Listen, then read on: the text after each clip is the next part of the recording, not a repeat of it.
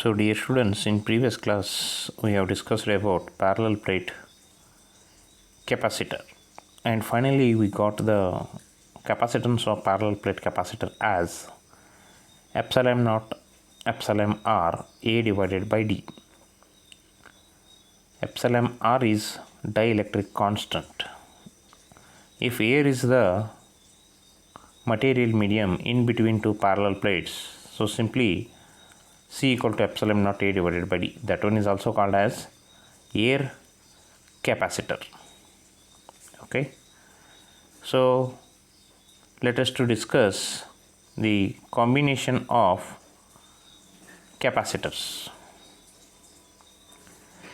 We can combine several capacitors of capacitances C1, C2, C3, so on, Cn, to obtain a system with some effective capacitance C. The effective capacitance depends on the way of individual capacitors are combined. Two simple possibilities are discussed below. So the first one is capacitors in series, that is series combination of capacitors, and second one is capacitors in parallel or parallel combination of capacitors. So these are the two important combinations. Then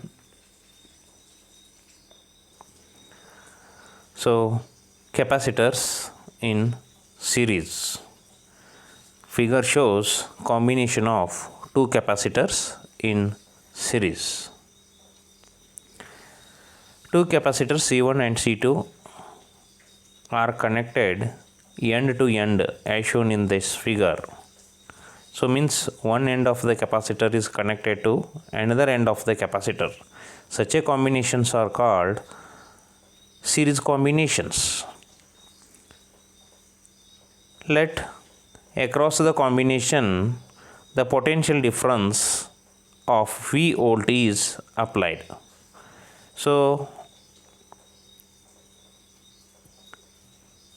from the circuit we can notice that V equal to V1 plus V2. Here V1 is the potential difference across first capacitor and V2 is the potential difference across second capacitor.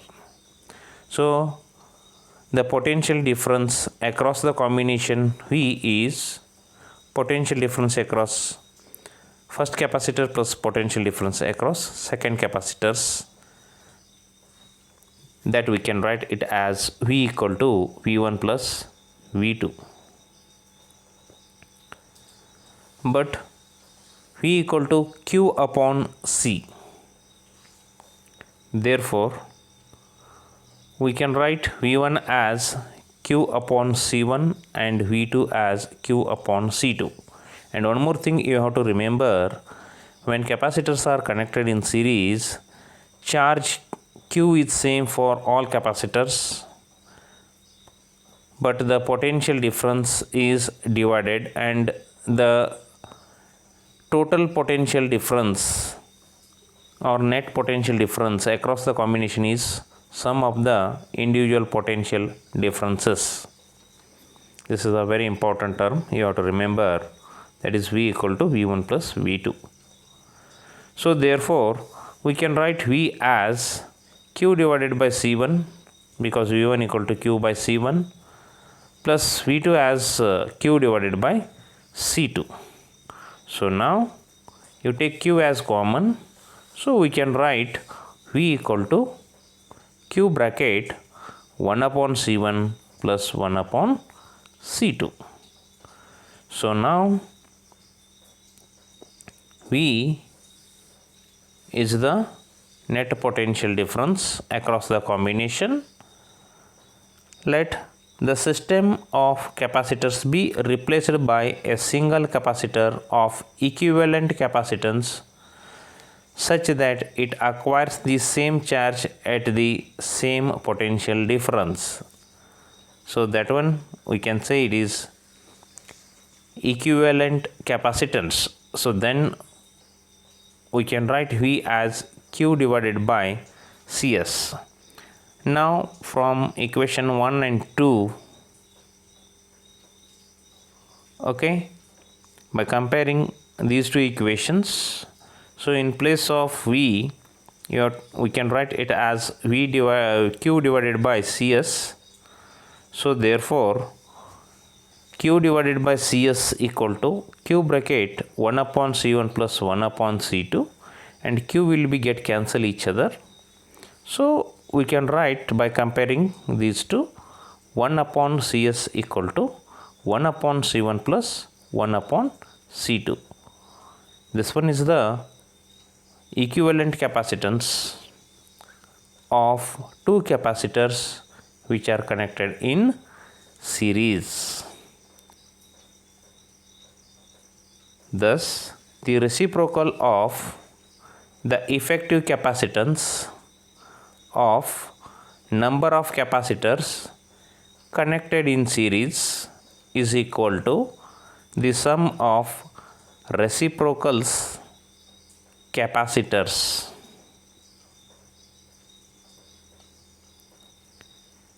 Okay, so note the important points. Two capacitors C1 and C2 are in series. Then the effective capacitance, we can write it as C1 into C2 divided by C1 plus C2. And second one, when n number of identical capacitors, means having same capacitance C each, then we can write Cs means the series combination of n number of identical capacitors is C divided by n. So for example, if 10 microfarad two capacitors which are connected in series, so the effective capacitance is 5 microfarad because 10 divided by 2. Similarly, one more thing you have to remember, two capacitors which are connected in series, 1 upon Cs equal to 1 upon C1 plus 1 upon C2. If n number of capacitors are connected in series, then 1 upon Cs equal to 1 upon C1 plus 1 upon C2 plus so on plus 1 upon Cn. Okay, let us to discuss one simple numerical problems on the series combination of two capacitors. The question is, two capacitors of capacitances 3 microfarad and 6 microfarad are connected in series. Calculate their effective capacitance. So the answer is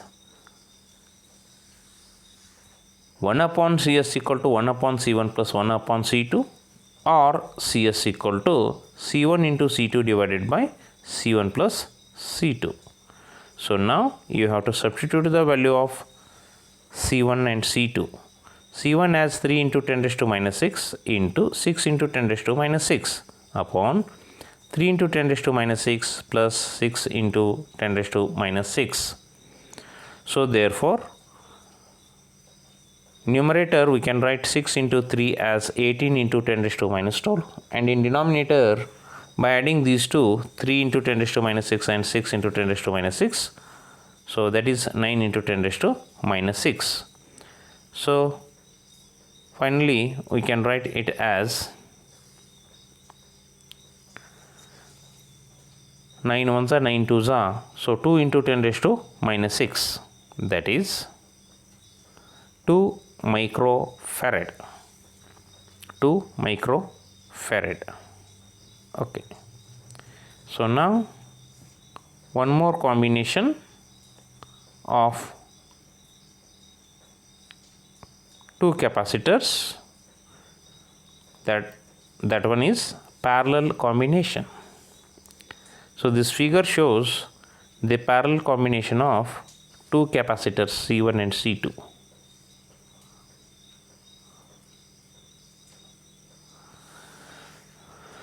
So consider two capacitors of capacitances C1 and C2 are connected in parallel between two common points.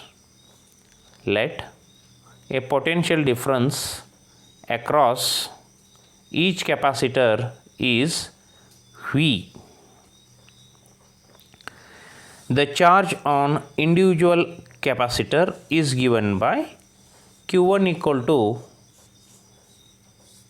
C1 into V and Q2 equal to C2 into V. If Q is the total charge of the system, then we can write Q as Q1 plus Q2, where Q1 is charge of C1 and Q2 is charge of C2.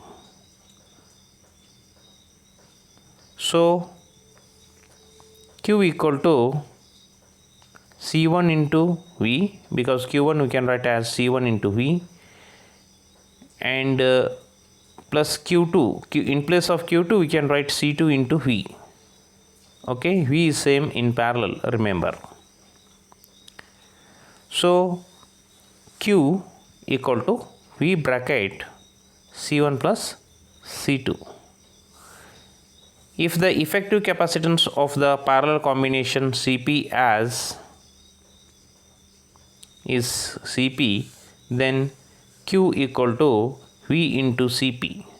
So by substituting in place of Q as V into Cp, that is V into Cp equal to V bracket C1 plus C2. So V get cancelled. So Cp equal to C1 plus C2. Thus, the effective capacitance of a parallel combination of capacitor is equal to the sum of individual capacitance. So note some important points. When n identical capacitors of capacitance C each are connected in parallel, then their effective capacitance is n times C, that is Cp equal to n times C. Next, one more point you have to remember. The equivalent capacitance of a number of capacitors in parallel is always greater than the greatest capacitance in the combination. And one more thing you have to remember, if n number of capacitors are connected in parallel, then the effective capacitance equal to C1 plus C2 plus C3 so on Cn.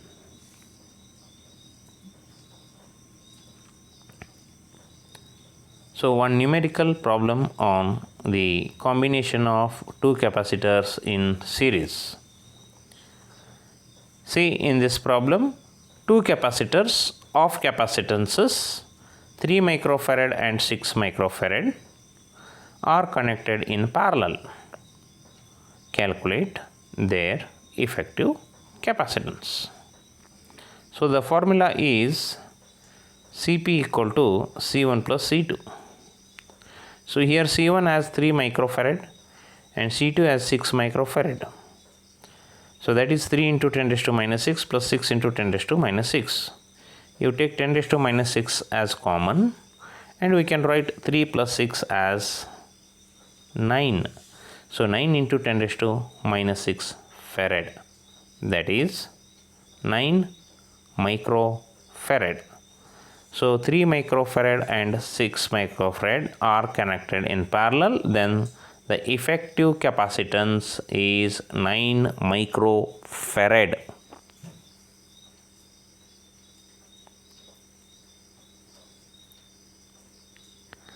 See, we have already discussed capacitor is the capacitor is the energy storing device. Electrical energy storing device means we can store the electrical energy in the capacitor. So how much energy stored in a capacitor? The energy stored in a charged capacitor is measured by the amount of work done in charging the capacitor to a given potential. It can be calculated as follows. Amount of work done dW equal to potential difference into charge dW equal to V into dQ, and V as Q upon C dQ. The total work done in a transferring charge Q when fully charged is given by, so you have to use the integral method as 0 to Q integration from 0 to Q TW. So you have to write dW as Q by C into dQ. So 1 upon C is constant, take it outside, and the integration of Q dQ is same as x dx. So integration of x dx is x square by 2, and similarly here we can write q square by 2 and lower and upper limit as 0 and q. So by substituting this q in place of q square minus 0 as q square only.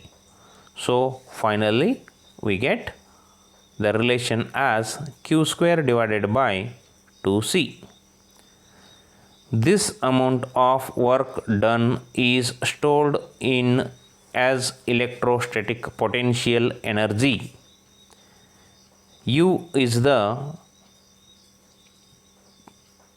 potential energy U in the capacitor. Thus, energy stored in a capacitor